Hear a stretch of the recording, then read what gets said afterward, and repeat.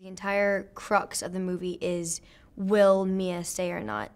Mia is a young girl who kind of has everything going for her. She's becoming an accomplished musician at 17 years old. She has a great relationship. Her family is a pretty stable family. You know, it's kind of a family of rockers, and she's the only classical musician, but they're fairly stable, and they definitely love each other. And all of a sudden, this terrible catastrophe happens, and she's faced with the question of, do I stay, do I live for love, or do I go with my family and leave this world behind? He performed all the songs and recorded them, and he sang them live, and the last song in the movie he sang live that day, and it's just, he's so good, and it's hard to find someone who can sing, play guitar, and act really well and be cute. It's like something that you don't find, and with him, he just was the perfect Adam, and I think it really comes across on screen between Mia and Adam. They both share one love, which is music, and no matter if it's rock music or pop or whatever it is, when you share the exact same love for something and ambition and true drive for something, that's what brings two together, and I just thought that was really special.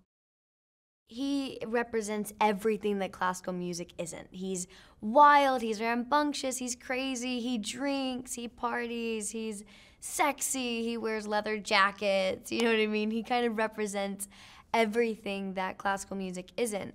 And for Mia, she's lived a life of a regimen forever since she was a little girl. Since she first found cello, she's lived a classical lifestyle, which is you practice all day, you practice all night, you learn your different pieces, and you perform your pieces, and it's a very rigid lifestyle. And to be a real classical musician and succeed at being a classical musician, you have to have a lot of discipline.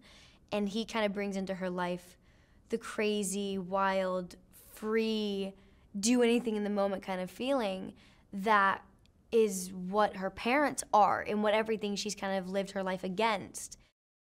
You kind of have these transitions where you'll hear Adam playing and then it'll transition into Mia playing, and it kind of melds over each other, which is a really interesting thing to do, and it's very dynamic. So he really took a lot of liberty there and kind of created a beautiful sound design with the sound editor, and really integrated music as such a powerful character in this movie.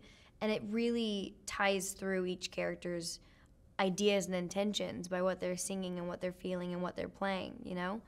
It definitely is like the third lead of the movie, I think. And he's just a great guy, he's a great director, and he really helps you through each piece, and his musical knowledge is wild. And he actually gave us these iPods, these little iPod like shuffles, the little square ones.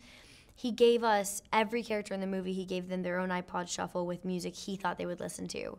And it was so helpful because I already do that as an actor. I get a whole playlist of what my character would listen to. But it's interesting to see your director's playlist of what his character would listen to. And I think it's really refreshing and interesting.